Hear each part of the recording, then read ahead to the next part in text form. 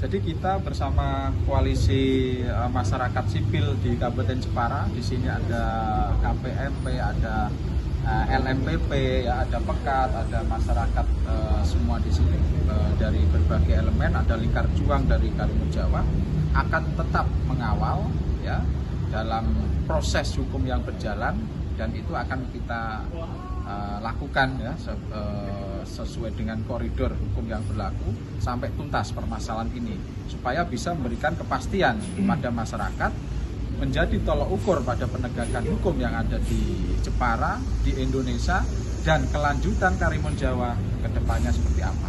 Itu menjadi tolok ukur.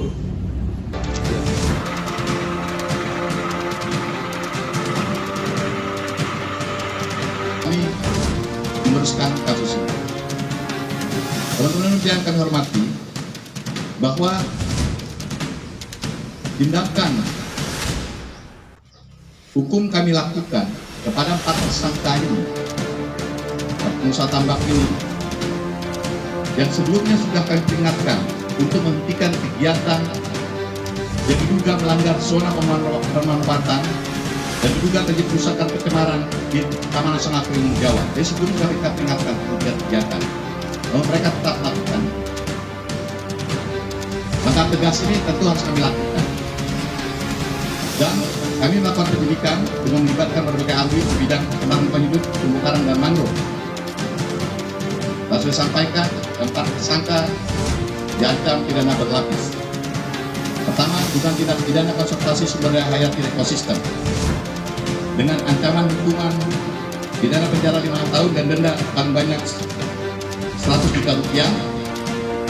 Dan 4 tersangka juga diancam hukuman pidana dugaan tindak pidana pasal 98 ayat 1 Undang-Undang Nomor 32 Tahun 2009 tentang perlindungan dan pengelolaan hidup, dengan ancaman pidana penjara paling lama 10 tahun dan denda paling banyak 10 miliar rupiah. Kita sudah perintahkan penyidik agar ada efek jerah dan pembelajaran bagi pihak lainnya, ya, untuk mendalami penyidikan tindak pidana pencucian uang. Karena kami memiliki kewenangan melakukan penyidikan tindak pidana pencucian uang, dan sudah perintahkan untuk berkoordinasi dengan PPATK berkaitan aliran keuangan yang dilakukan 4 tersangka ini. Tindakan tegas yang kami lakukan. Kemudian juga saya sudah perintahkan kuasa hukum kami dan para ahli untuk menghitung kerugian lingkungan, dan kami juga sedang menyiapkan langkah gugatan perdata. Inilah langkah-langkah yang kami lakukan. Jadi ini yang perlu kami sampaikan kepada teman-teman media. Bahwa Ibu kami hormati teman-teman media, mengapa kami lakukan tindakan tegas ini? Karena 4 tersangka ini tidak kooperatif, tidak mengindahkan peringatan yang sudah lakukan, tetap melakukan aktivitas, dan mereka adalah mencari keuntungan dengan merusak dan mencemar lingkungan, melanggar hukum sehingga merugikan masyarakat dan lingkungan dan negara. Tindakan tegas kita lakukan. Saya hadir ke sini, Jepara ini, untuk menunjukkan komitmen KFRK.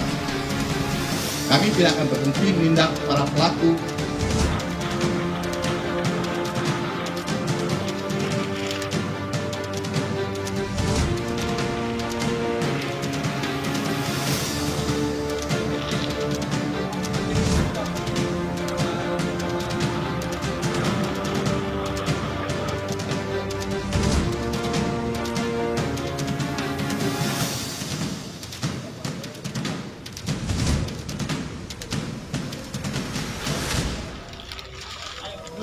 alam Indonesia dan juga kita